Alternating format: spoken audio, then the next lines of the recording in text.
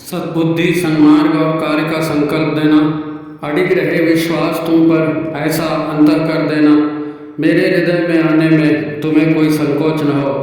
हे गुरुदेव, मुझे नजरों से दूर कभी न होने देना। हे गुरुदेव, मुझे नजरों से दूर कभी न होने देना। नमस्कार, गायत्री चिंतन धारा के इस सतत प्रवाह में आप सभी का स्वागत है। मित्रों, उनकी इच्छा है कि लोग अपने आप को समझें। उनकी माने महाकाल की, गुरुदेव की, उनकी इच्छा है कि लोग अपने आप को समझें। कहा गया है कि लोगों को अपने अस्तित्व का ज्ञान कराया जाए, अपने अस्तित्व का ज्ञान कराया जाए।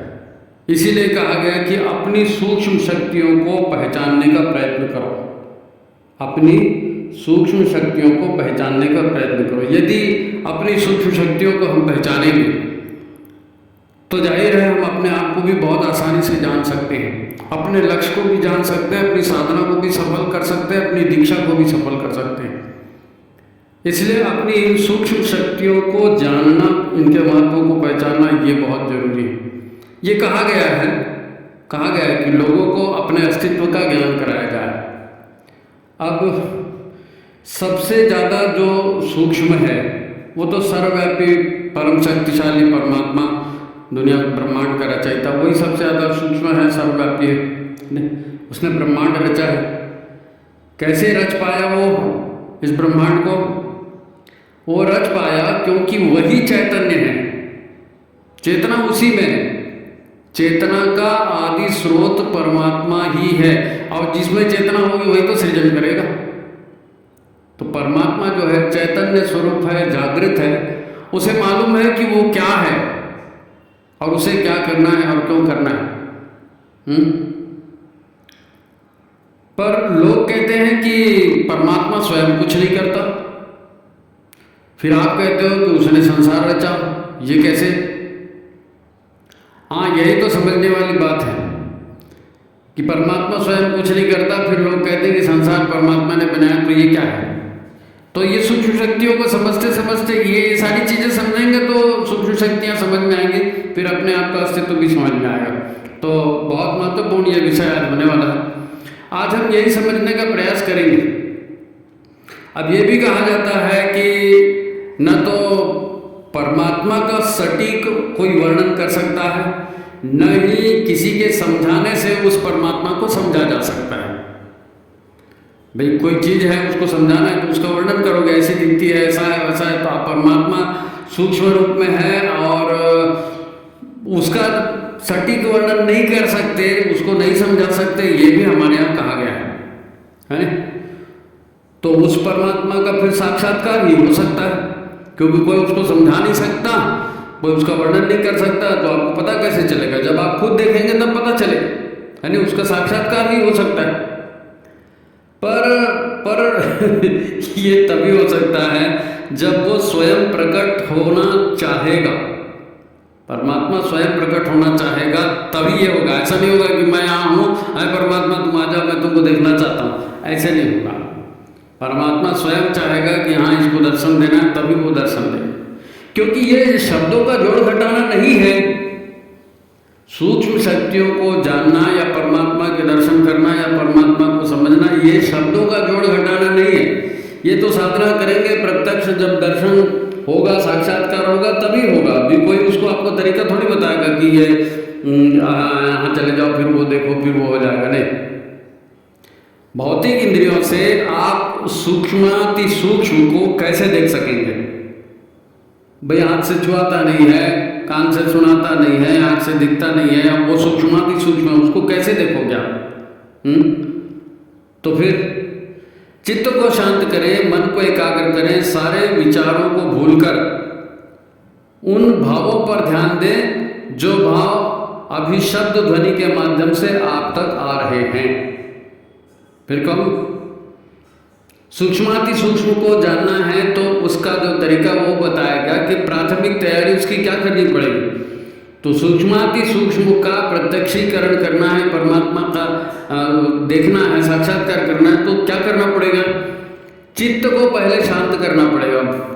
मन भटक रहा है, विचार भटक रहे हैं, मन को एकाग्र करना पड़ेगा। सारे विचारों को भूलकर, है ना, जो भी अभी चल रहे हैं उन विचारों को चिंतन करते हुए थोड़ी आप दर्शन कर पाएंगे, उसका साक्षात्कार कर पाएंगे।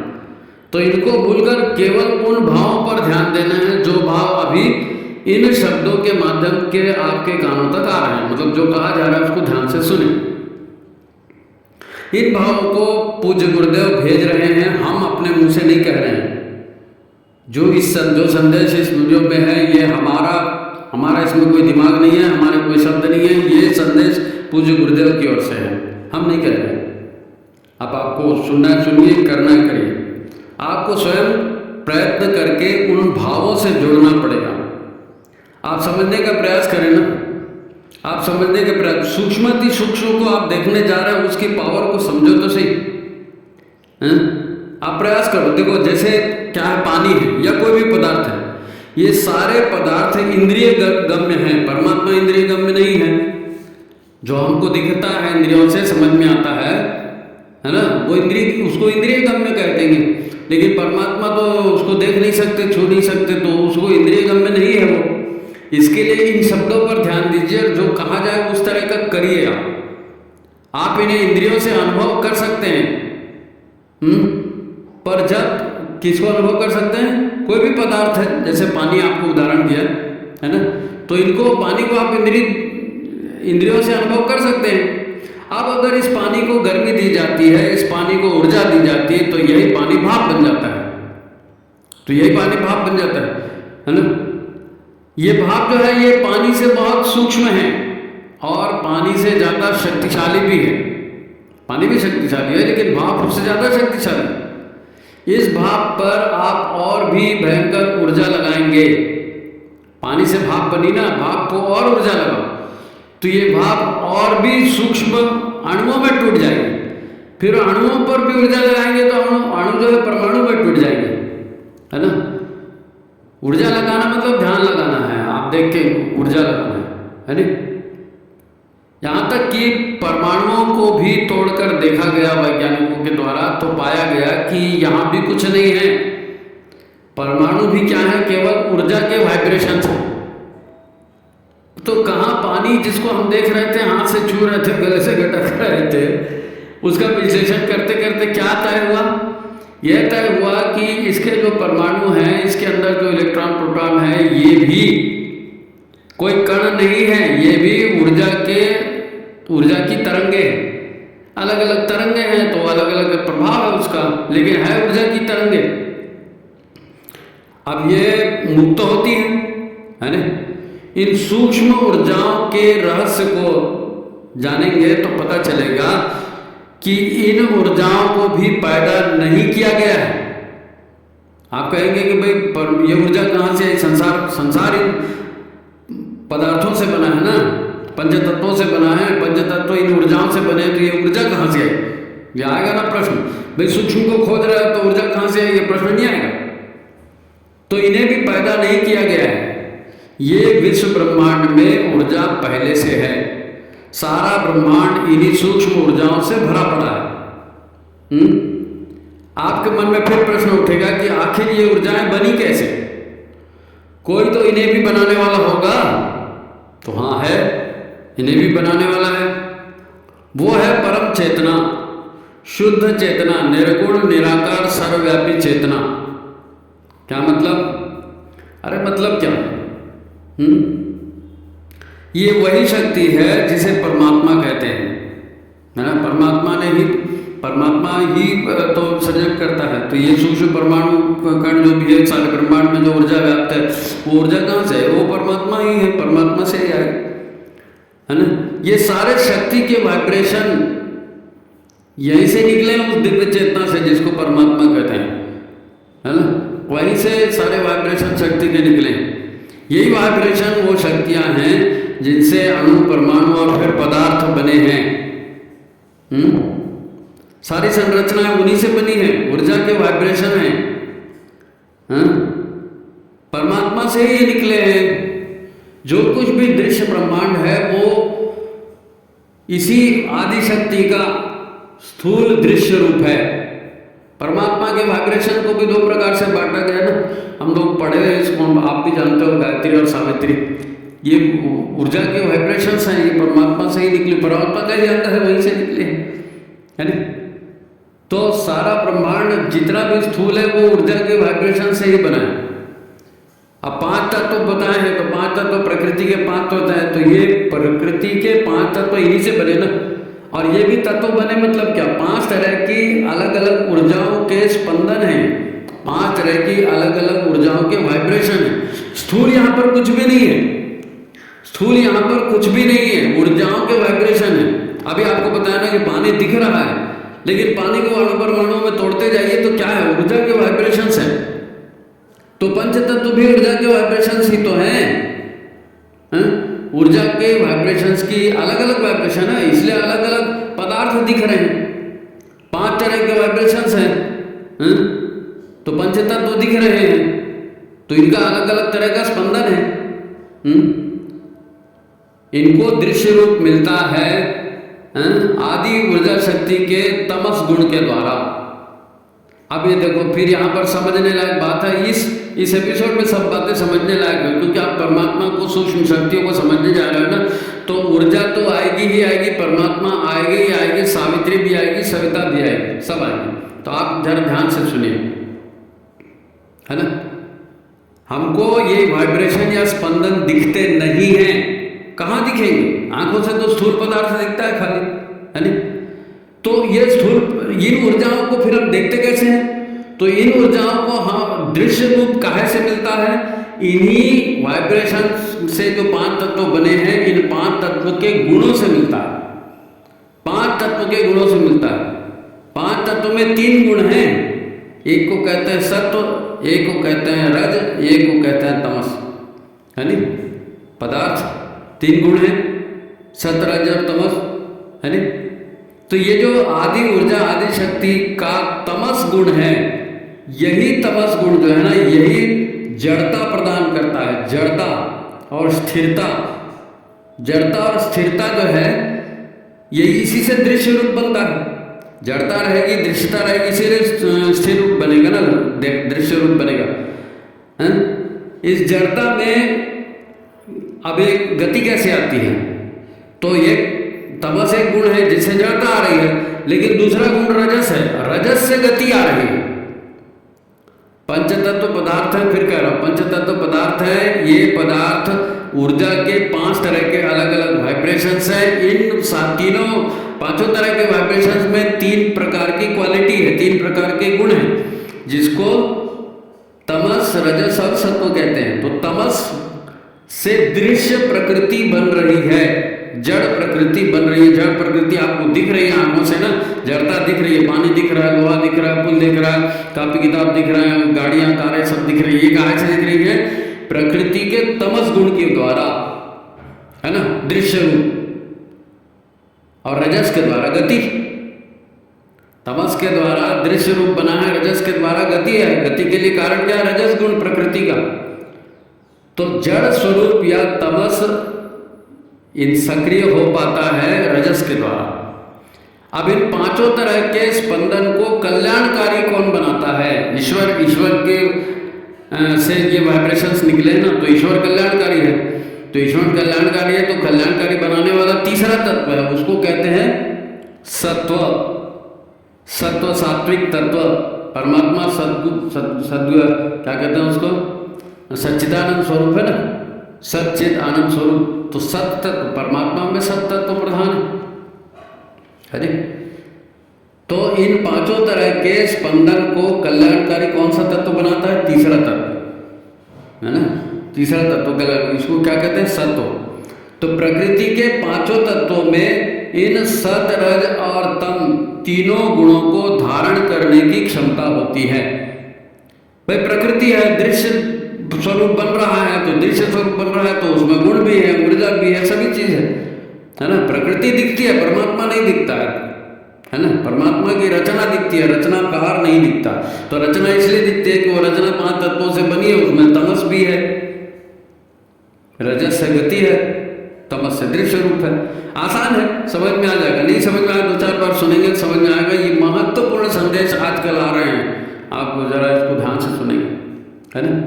तो इन तत्वों से बने पदार्थ या जीव, तीनों प्रकृति के जो 3 गुण है ना, प्रकृति के तीनों गुणों सात्विक, राजसिक और तामसिक से इन जीवों में भी वैसी ही प्रवृत्ति आ जाती है। आप सोच रहे होंगे कि इस एपिसोड में कोई कथा कहानी नहीं आ रही, क्या बताया जा रहा है। तो ये इसलिए बताया जा रहा है कि आपको दुखों से बचना है ना, हमको दुखों से बचना है। तो दुख आते कहाँ से पता चलना पड़ेगा। तो उसी की तो खोज कर रहे हैं कि दुखी क्यों हो रहे हैं, हमको तकलीफ क्यों हो रही है। आप सोच रहे होंगे कि कथा कहानी नहीं आई, तो समझने की बात है ना, भी कथा कहानी से भी समझेंगे और जो तथ्य की बात है वो तो कही जाएंगी, उससे समझना पड़ेगा, है ना, है ना। सुखी होना है, आनंदित जीवन जीना है ना, तो इसको समझिए आप, तभी तो अपने आप को जान पाएंगे ना। सूक्ष्म शक्तियों को अपनी कैसे जानेंगे। आप कहेंगे कि ये तो हर कोई जानता है जी, दुनिया में जो भी लोग हैं, जो भी प्राणी हैं, सभी को सुख चाहिए, सभी को आनंद चाहिए। आप तो हमें वो उपाय बताओ कि हम घर परिवार समाज संगठन संसार सबसे हमको जो है दुख न मिले। यही लोग तो हमको दुख दे रहे हैं। कौन दुख दे रहे हैं? घर परिवार समाज संसार, इससे दुख मिल रहा है, तो हम उससे बचें कैसे? अरे भाई, उससे बचने के लिए तो सूक्ष्म कारणों तक पहुंचना है। समझिए, अभी तक क्या समझा? अभी तक यही समझा कि परमात्मा से ऊर्जा के वाइब्रेशन निकले, वो वाइब्रेशन 5 प्रकार के थे, 5 तत्व बने। 5 तत्वों में गुण हैं, जिसको सतरज तम कहते हैं। तमस से दृश्य जगत बना है, रजस से उसमें गति आई है, और सत्व से वो कल्याणकारी होता है। अभी तक अपन ने ये देखा। अब कल्याणकारी आ गया ना, तभी तो कल्याणकारी आएगा, तो दुख कैसे हटाना वही तो बताएगा कल्याणकारी, तभी तो हम सुख से रह सकेंगे ना। तो भाई, आप जिन गुरुदेव से जुड़े हैं ना, आप जिन गुरुदेव से जुड़े हैं, वो भी यही चाहते हैं कि सब सुखी हो जाएं, धरती स्वर्ग बन जाए। यही तो चाहते हैं ना गुरु जी, संपूर्ण धरती पर स्वर्ग जैसा माहौल बन जाए। उन्हीं गुरुदेव का तो ये संदेश आपको सुनाया जा रहा है, तो ध्यान से सुनिए। देखो, अभी जो कहा गया ना, उसे फिर से याद करो। संसार 5 तत्वों से बना, हमारा शरीर भी उन्हीं 5 तत्वों से बना, इसीलिए हमारे शरीर में भी 5 तत्वों के गुण आ गए। शरीर की प्रकृति तमस है, रजस है, सत्वगुण है, पदार्थ जिससे बना वही गुण आएगा ना। ये गुण क्या करते हैं? तो प्रकृति को सृजन करना है। प्रकृति क्या काम करती है? सृजन का काम करती है ना। तो हमारा शरीर सुख और हमारा सूक्ष्म रूप, हमारा ये मन, ये दोनों एक है। शरीर और मन जो है ना, ये एक है, और ये इसी प्रकृति से बना है ना। शरीर और मन प्रकृति से बना है। परमात्मा शरीर नहीं है, परमात्मा मन भी नहीं है ना। तो शरीर भी सृजन करता है कर्म करके। शरीर से प्रकृति है, सृजन करती है, तो शरीर सृजन करता है यानी कर्म करता है। और मन भी प्रकृति है, तो मन भी सृजन करता है, तो मन भी कर्म करता है। क्या काम करता है शरीर और मन? मन जो है भावनाओं का निर्माण करता है ना। मन जो है भावनाओं का निर्माण। मन दिखता नहीं है भाई। शरीर क्या करेगा? हाथ पैर मारेगा, तैरेगा, दौड़ेगा, भागेगा, कूदेगा, खाएगा, पिएगा, ये शरीर करेगा, ये दिखेगा। लेकिन मन नहीं दिखता। तो मन नहीं दिखता तो क्या करता है? मन दिखता नहीं है तो वो भावनाओं का निर्माण करता है। आप देखो, सूक्ष्म शक्तियों को पहचानना बोला है, तो सूक्ष्म शक्तियों की पहचान पहला मन से चालू हुआ, फिर आ गई भावना। सूक्ष्म शक्ति को पहचानना है अपने, है ना। तो मन जो भावना पैदा करता है, यही तो कार्य के लिए प्रेरित करती है शरीर को। शरीर काम करेगा, भावना होगी तब तो काम करेगा, भाव उगेगा ना काम करने का। फिर मन की प्रेरणा से यह शरीर रूपी यंत्र काम करता है। जैसे मन के भाव होंगे, तामसी भाव होंगे तो तामसिक कृत्य होंगे, राजसी भाव होंगे तो राजसिक कृत्य होंगे, सात्विक भाव होंगे तो वैसे कृत्य करेगा शरीर, है ना। हमने यदि तमस प्रकृति का संचय अपने शरीर में कर लिया है, प्रकृति से बना है ना शरीर, प्रकृति के 3 गुण हैं, 3 गुण में से एक गुण आपने बढ़ा दिया, मान लीजिए। कौन सा गुण बढ़ा दिया? तमस। गुण बढ़ा दिया तो क्या होगा? आलस्य आएगा, नींद आएगी, भोग करने की इच्छा होगी, षड्यंत्र मन में उभरेंगे, कुटिलता उभरेगी, दिखावा करने का, फैशन का भाव उभरेगा। ये सब तमस से आएगा। अपने शरीर द्वारा, है ना, हम ये काम स्वेच्छा से करेंगे क्योंकि हमारे मन से आ रही है बात। अभी तक तो हम स्व अपने मन को ही मानते हैं ना, स्व की इच्छा, स्व की इच्छा। अधिकांश लोग तो मन को ही सब कुछ मानते हैं ना, मेरा मन, मेरी मर्जी, मेरी इच्छा। यही वो रहस्य है जिसे लोग समझ नहीं पाते हैं। सूक्ष्म शक्तियों को समझना है तो मन के द्वारा ही आप वहां तक जा पाओगे। मन टिकेगा कहीं पर, चिंतन होगा, बुद्धि काम करेगी तो आगे जाएंगे ना। अभी तो मन को ही हम अपने आप को समझते रहते हैं, इसीलिए तो कहते हैं मेरा मन करेगा तो करूंगा, मेरी मर्जी से करूंगा, मेरी इच्छा होगी तो करूंगा। जिसे लोग समझ नहीं पाते, लोग समझ नहीं पाते कि मैं मन नहीं हूं भाई, मैं शरीर भी नहीं हूं, मैं तो सच्चिदानंद स्वरूप वही परम तत्व हूँ। ये समझ में कहाँ आता है? क्योंकि मन हमको बोलता है ये करना और हम मन का काम करते रहते हैं। पशु भी ऐसी करते हैं, हम भी करते हैं, है ना। इसीलिए गुरुदेव ने कहा था ना कि मनुष्य का जन्म वैसे ही होता है जैसे पशुओं का आता है, और वो दिव्य गुण जो है वो संस्कार से आते हैं। खैर, तो मन माफिक काम करने को ही लोग आज स्वतंत्रता मानते हैं, आज़ादी का नाम देते हैं। मैं स्वतंत्र हूँ जी, मैं आज़ाद हूँ, मैं अपने मन से कुछ भी कर सकता हूँ, जबकि ये आज़ादी नहीं है, ये मन की गुलामी है। भाई मन की इच्छा से काम करेंगे तो मन के गुलाम होंगे, जिसकी इच्छा से काम करोगे उसी के गुलाम कहलाओगे ना। परमात्मा की इच्छा से काम करोगे तो भक्त कहलाओगे, गुरु जी की इच्छा से काम करोगे तो शिष्य कहलाओगे। अभी मन की इच्छा से काम कर रहे हो तो मन के गुलाम कहलाओगे।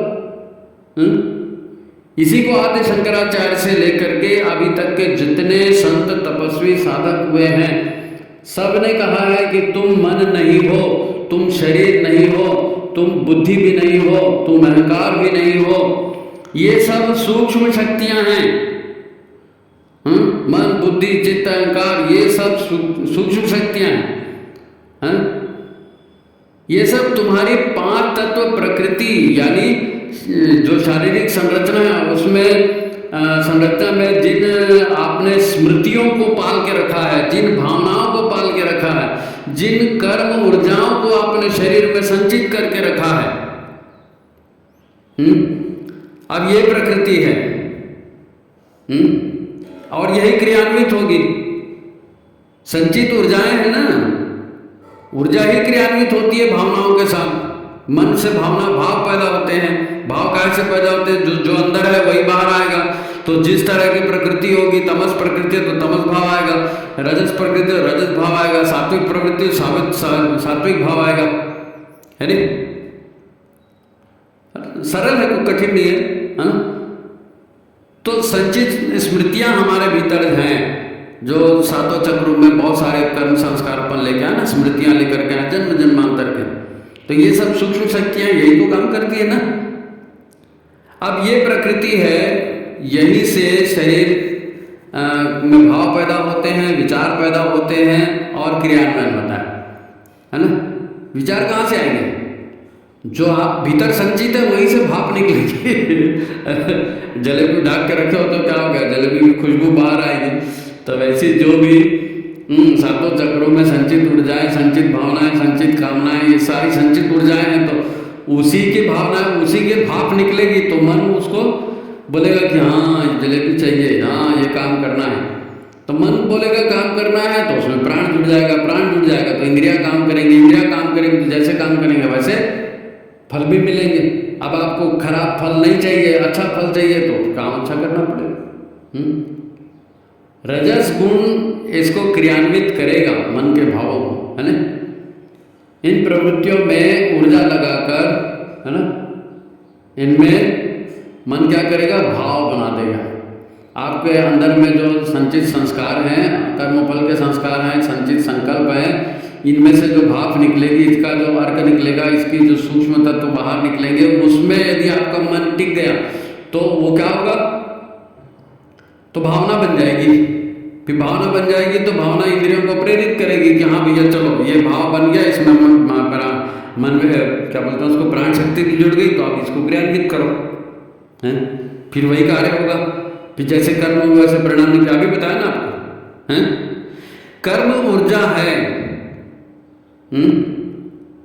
काम होगा, परिणाम निकलेगा। मन बाध्य करता है जी ऐसा करने के लिए, मन बाध्य करता है, क्योंकि भाव बन गया ना, आपके भीतर से विचार प्रस्फुटित हुआ, मन उसमें टिक गया, वो भावना बन गई, अब वो भावना क्रियान्वित हो। इसीलिए कहते हैं कि तुम मन नहीं हो, तुम सच्चिदानंद स्वरूप परम तत्व हो। तुमने जैसे भाव संजोए वैसा शरीर तुमको मिल गया, तुमने जैसे भाव संजोए वैसा शरीर तुमको मिल गया। क्योंकि आत्मा का कोई लिंग नहीं होता, आत्मा कोई गरीब अमीर नहीं होती, आत्मा कोई छोटी बड़ी नहीं होती। जैसे मन के भाव हुए, जैसे मन का संकल्प हुआ, वैसा ही शरीर मिल गया।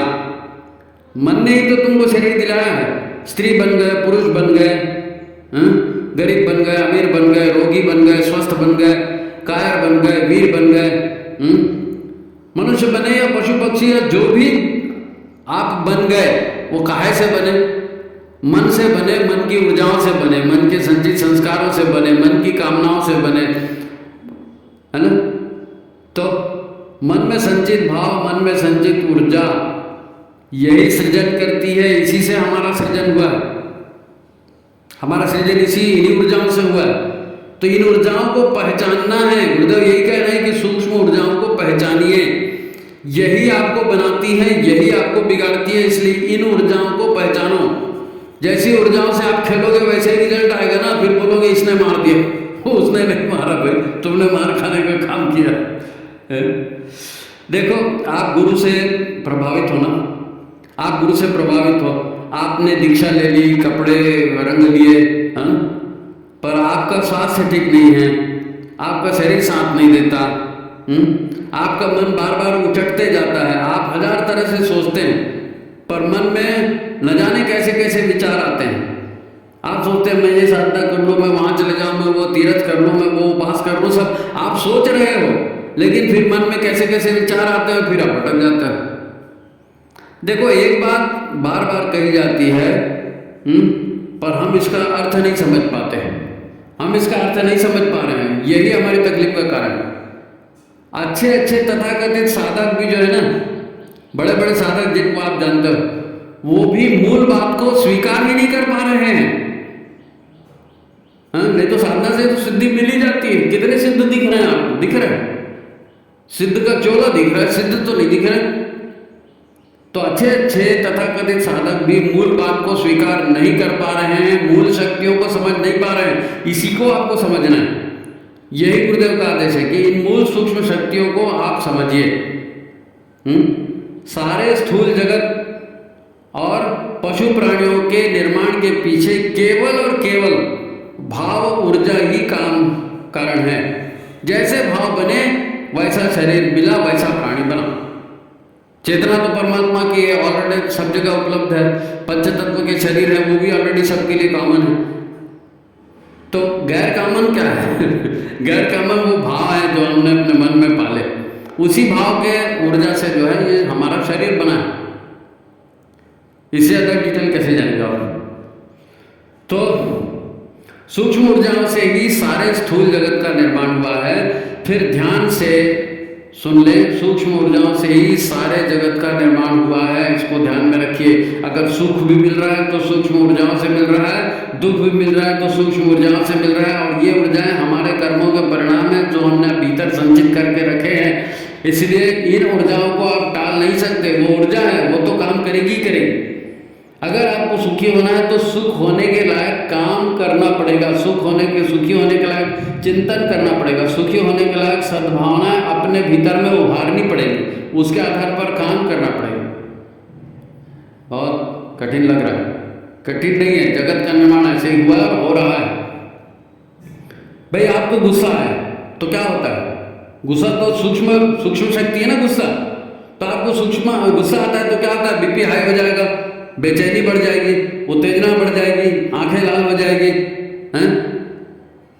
आया है गुस्सा, गुस्सा दिखता है क्या? गुस्सा दिखता नहीं है, गुस्से के लक्षण दिख रहे हैं, है ना। मनुष्य की आत्मा नहीं दिख रही है, शरीर दिख रहा है। पंचतत्व से बना शरीर दिख रहा है, चेतना कहाँ दिख रही है नहीं। कोई समाचार आपको मिला या आपको लगा कि ये बुरी संभावना बन रही है, तो केवल संभावना बन रही है, केवल बुरा समाचार मिल कान में पड़ा है, लेकिन वो समाचार मन में गया और आपका मन बेचैन हो गया क्योंकि बुरा समाचार आपको लग रहा है। तो बुरा समाचार आपको लगा तो आप रोने लग गए, ज्यादा बुरा लगा तो आपको चक्कर भी आ गए, और ज्यादा एकदम दंदनाता हुआ बुरा समाचार है और ज्यादा चोट लग रही है तो हार्ट अटैक भी हो सकता है। सिर्फ एक समाचार की वजह से एक भावना पैदा हुई और आदमी खटाक मर गया, है ना। गुस्से से क्या हो गया, बुरे समाचार से क्या हो गया। ये छोटे छोटी ऊर्जाएं हैं, लेकिन इससे हमारे शरीर में परिवर्तन हो रहा है। किसी पकवान की, किसी चाट की खुशबू आ गई तो क्या होता है, मुंह में पानी आ जाता है। अरे भाई तुमने चाट को देखा भी नहीं, हमने तुमने जलेबी को देखा भी नहीं, लेकिन मुंह में पानी आ गया ना। क्या है, केवल एक काम वासना का भाव अगर शरीर में जग जाए, केवल एक काम वासना का भाव शरीर में जग जाए तो आप बुरी तरह से होशो हवास खो बैठोगे। काम का भाव जग जाएगा, जग जाता है तो आदमी होशो हवास खो देता है ना। यदि किसी के प्रति ईर्ष्यावश, है ना, ईर्ष्या द्वेष होती ना, तो ये भी ऊर्जा है, ईर्ष्या भी ऊर्जा है, द्वेष भी ऊर्जा है, काम भी ऊर्जा है, क्रोध भी ऊर्जा है। तो किसी के वजह यदि आपके हृदय में ईर्ष्या का भाव उठ गया, प्रबल रूप से जग गया, तो क्या होगा, बदले की भावना और तीव्र हो जाएगी। आपको कुछ करने को मिले तो क्या होगा, है आदमी धीरे धीरे सूख कर काटा हो जाएगा। कुछ करने को नहीं मिल रहा है, ईर्ष्या हो गई प्रबल, ऐसा नहीं होना चाहिए, उसका ऐसा हो गया, मेरा नहीं हुआ, उसका ऐसा हो गया, मेरा नहीं हुआ, यही भाव अंदर चलते रहेगा, शरीर सूख के काटा हो जाएगा। केवल भाव परिवर्तन हुआ है और कुछ नहीं परिवर्तन। भाव परिवर्तन से शरीर परिवर्तन। उसके शरीर में कई तरह के रोग लग जाएंगे, ईर्ष्या की वजह से, द्वेष की वजह से, बदले की भावना से शरीर रोगी हो जाता है केवल भावनाओं से। आप घृणा करिए, शरीर रोगी हो जाएगा। ये जितने भी मनोभाव हैं, यानी आपके मन में जो भावनाएं पैदा हो रही हैं, वो आपके स्थूल शरीर को ही नहीं, वो आपके परिवार को भी प्रभावित करेगी, वो समाज को भी प्रभावित करेगी और सारे हालात बदल देंगे। अच्छे विचार आएंगे, अच्छे भाव पैदा होंगे तो कल्याणकारी परिस्थितियां बनेंगी, बुरे विचार आएंगे, बुरे भाव बने तो बुरी परिस्थितियां बनेंगी। ये विज्ञान है, यही धर्म है, यही अध्यात्म है, यही सूक्ष्म शक्तियों की ताकत है।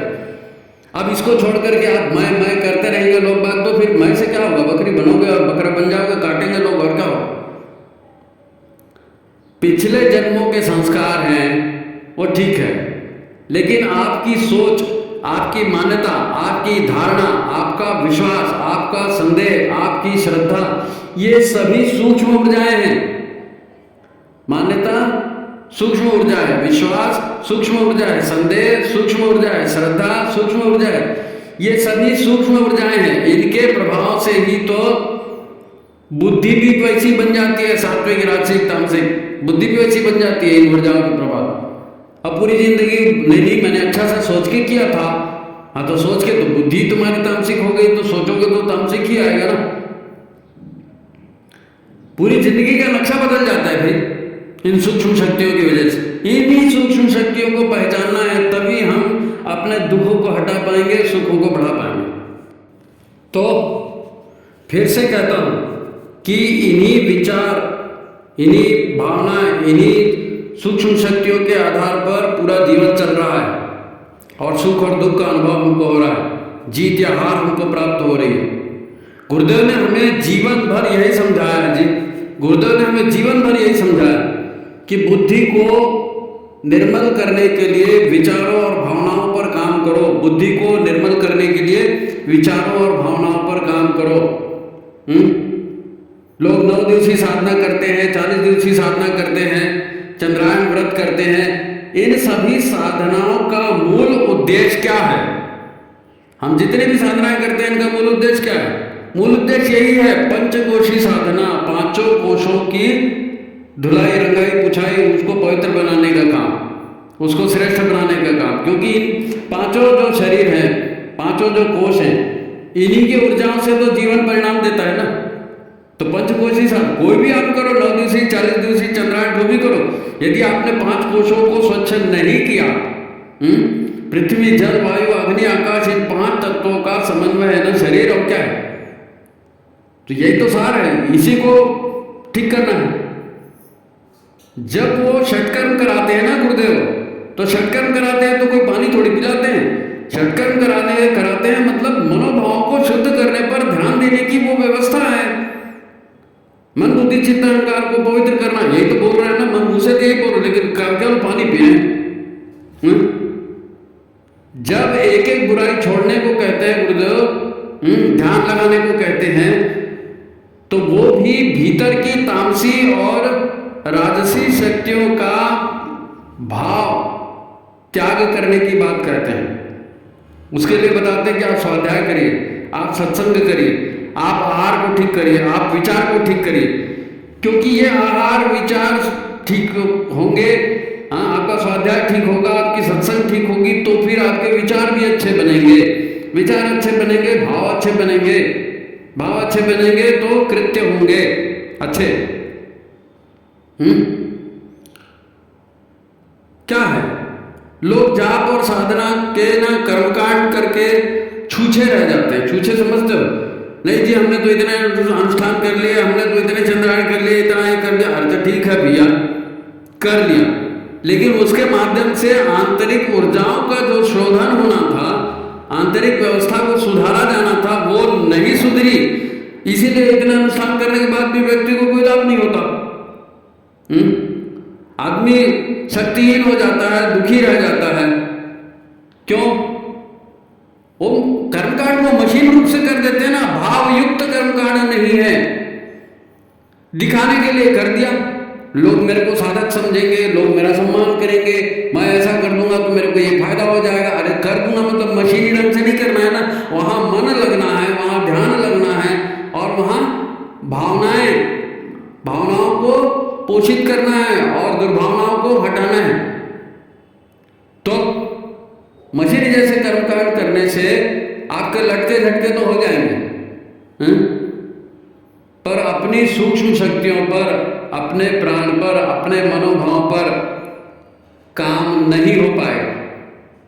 देखो, बात को समझो, बात को समझो। अभी अपन अंतिम चरणों में चल रहे हैं, आप अच्छे से समझिए, बात को समझिए। काजू, बादाम, दूध, घी, है ना, ये खाकर आप बॉडी तो बना सकते हो, पहलवान दिख जाओगे, बढ़िया 6 पैक आपका ये बन जाएगा, शरीर बन जाएगा, काजू, बादाम, दूध, घी ये सब खाने से, है ना।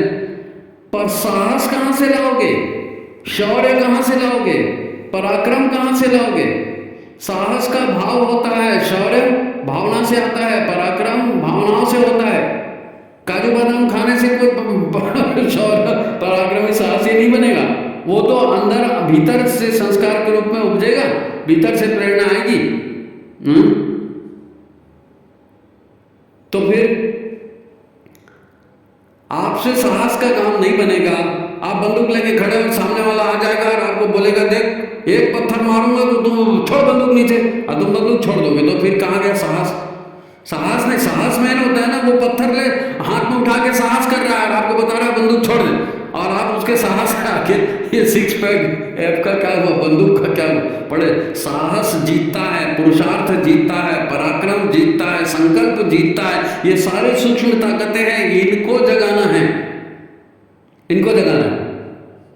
हर आंतरिक और बाह्य शक्तियां जो है ना, आंतरिक बाह्य शक्तियां, सुख, प्रसन्नता, सब इन्हीं आंतरिक शक्तियों के ऊर्जाओं पर ही आधारित है। बात को जितनी जल्दी समझेंगे उतना अच्छा होगा। गुरुदेव का दिया हर सद्वाक्य इसी तरह की प्रेरणा देता है। अब मिशन में इतने दिन से जुड़े, गुरुदेव का कोई भी सद्वाक्य ले लो, वो केवल अंतर मन को सुधारने की ही बात करता है, अंतर मन पर काम करने की ही बात करता है, सूक्ष्म शक्तियों पर काम करने की बात करता है। यज्ञ से हम प्रार्थना करते हैं, क्या प्रार्थना करते हैं? यज्ञ रूप प्रभो हमारे भाव उज्ज्वल कीजिए, छोड़ दे हुए छल कपट को मानसिक बल दीजिए। अपने भीतर की गुणवत्ता और अपने भीतर की पवित्रता बढ़ाने का यही अर्थ है। सूक्ष्म शक्तियों को समझेंगे, सूक्ष्म शक्तियों में सकारात्मक शक्तियों को बढ़ाएंगे तो सुख मिलेगा। कल्याण होगा, मनुष्य देवता बनेगा, धरती पर स्वर्ग आएगा। तो ठीक है, आज की बात यही समाप्त करते हैं। ये थोड़ा सा गंभीर विषय है, आप इसको 2-4 बार 10 बार सुनिए। जो भी साधना कर रहा है उसको इस चीज को सुनाइए, चाहे 9 दिन की साधना कर रहा है, 40 दिन की कर रहा है, चाहे जो भी कर रहा है। गुरुदेव का ये विशेष संदेश है, आत्मनिर्माण, आत्म सुधार इसी से तो होता है जी। तो इसको कई बार सुनिए और लोगों को सुनवाइए, जगह जगह बजवाइए। आज की बात यही समाप्त कर रहे हैं। और जो भी आपकी टिप्पणी होगी आप जो है कमेंट बॉक्स में लिखिए। और आखिरी बात अपनी, वीडियो को लाइक करिए, शेयर करिए, जन जन तक पहुंचाइए। वंदनीय माता जी, पूज्य गुरुदेव आपका कल्याण करें। आप सभी को प्रणाम। आज की बात समाप्त। आपके उज्जवल भविष्य की शुभकामना।